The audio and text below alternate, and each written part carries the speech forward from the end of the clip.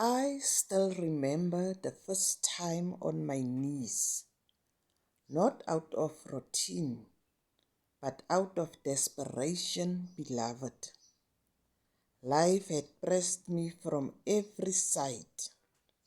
I could no longer pretend I had it all together. My words trembled, my strength broken, and for the first time, I felt the quiet power of surrender. There on the floor of my weakness, I found heaven bending low. Tears became language, silence became worship, and the ground beneath me became holy. I wasn't asking for miracle that day.